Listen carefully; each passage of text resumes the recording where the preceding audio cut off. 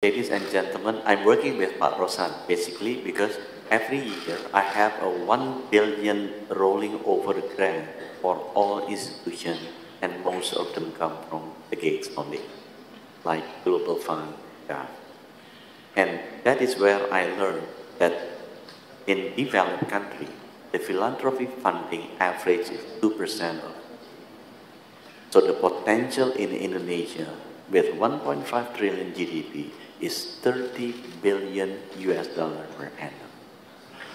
However, many Indonesians would like to give, but the money is not through Indonesia, but through other countries. Because during COVID, I received a lot of grant from Pak Mukhtar, Sinar Wijaya, from Tanoto Foundation, but through other countries. The reason is because we don't have a trusted entities, because trust cannot be forced. It has to be earned. So that's why I talked with Pak Rosan, maybe we can establish, copying what Temasek Trust has, creating a Danantara Trust.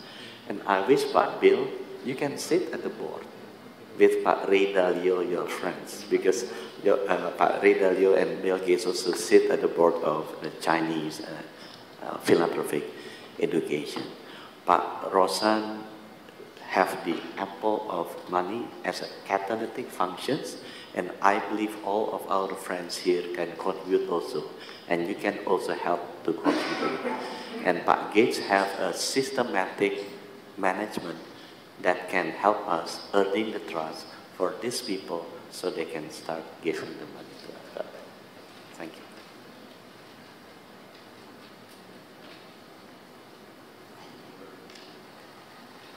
Mr. Gates,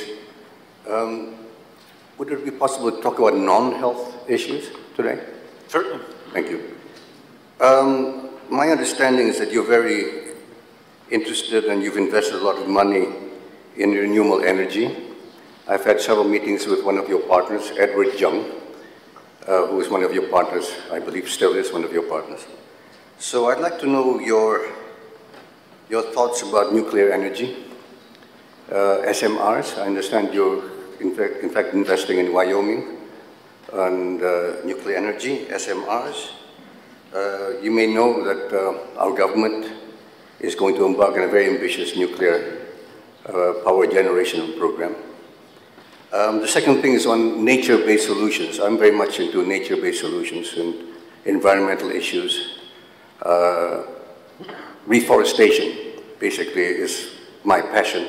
Wildlife, and through wildlife, reforestation, and restore habitats for wildlife.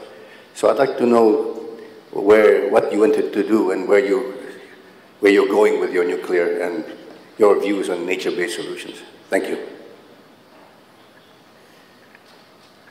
Yeah, so, as I started doing the foundation work, it became clear to me that we need low-cost electricity to help countries develop. But I also started to be educated about climate change and, understanding that, we have to reduce emissions eventually to zero. And so I talked to my friends about, okay, can we make nuclear energy cheap? So I started a company in 2006 that's called TerraPower to make what's called a 4th generation reactor. Today's reactors are water cooled and they have a lot of pressure in the reactor. So they're a bit complicated, so often the cost can be very high.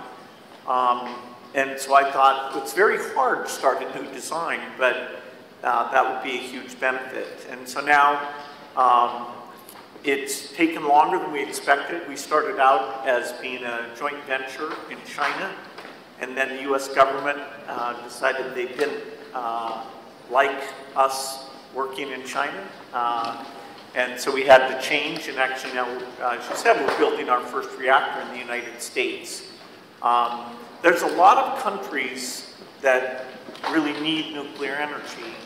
And so we have to make it cheap, and we have to show that this new design is extremely safe. And places like Japan, South Korea, France, the UK, they have in their plans a desire to use nuclear energy, but right now the plants are expensive. And so we are hoping, as we build 20 of these reactors, that the cost can be very low. Part of that will be through a very strong partnership we have with some companies in South Korea. Hyundai and SK are investors in this work. And so in 2030, that first reactor will turn on. And so during that decade, we would hope to build over 30 gigawatts. If it's okay, I would like to welcome Mr. Gates. My name is Arini Subianto. I'm from Persada Capital Investama. In fact, I just met with Microsoft last Monday, Microsoft Education, and I asked them what can they do for Indonesian education. I'm primarily working with a few CSRs within my work, and we learned that we really need to address the quality of teaching, because otherwise there's no way for us to increase the quality of education if the teaching faculties are not standard. And I learned from the Microsoft team that you actually have the Copilot AI, which enables self-teaching for a lot of teachers or teaching faculty. And the question that I asked on Monday, which now I'm going to address to you, is there any way that we could actually collaborate more and give more? Because I would like to actually knock on doors. Buat bapak-bapak di sini to everyone that's present here, because the government will not be able to do it alone. The private sector needs to actually contribute in eradicating illiteracy and improving the teaching quality. Hence, we can actually achieve higher order thinking. Unfortunately, that is the biggest hurdle that we experience in finding new talent in employment. And I heard Bapak Presiden had pushed for the AI learning and everything. Unfortunately, we don't have the infrastructure in terms of the brain capacity to even think properly to create simple tasks. So I wonder if we could actually use your Copilot to be deployed to around Indonesia, using the hands of CSRs, because there's no way we can do this alone. No way one party can do it alone. Using the tools of everybody's CSRs, as you said, nobody trusts to give money to people they don't know, like Pak Budi had said, and I completely agree with that. So if they know everyone that sits here and actually working for the same cause and the same vision, the basic need that we need is to help our teachers, teaching faculties all over Indonesia, from maybe -10 to become -5, -5 to become 0, and hopefully the more elite education could become more global standard. So it's a very big question, but that's basically the essence. Thank you. Yeah, so, obviously I think, if you've got two things that help the future of your country, that health and education, would go together.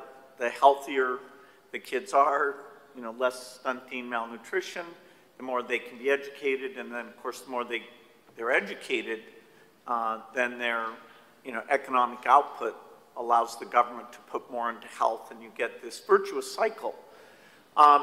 If you look at education statistics in this region, the two exemplars would be Singapore and Vietnam. Singapore is kind of amazing, which is, okay, they're rich and it's partly cultural, but their education outcomes are really amongst the best in the world. Vietnam, for its level of income, is the best in the world.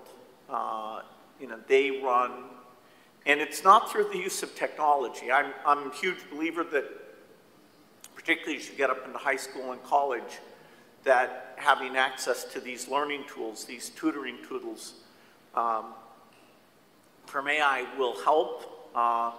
But the key thing that allows a country to be an exemplar is that they train the teachers well, and they have very high expectations for the teachers.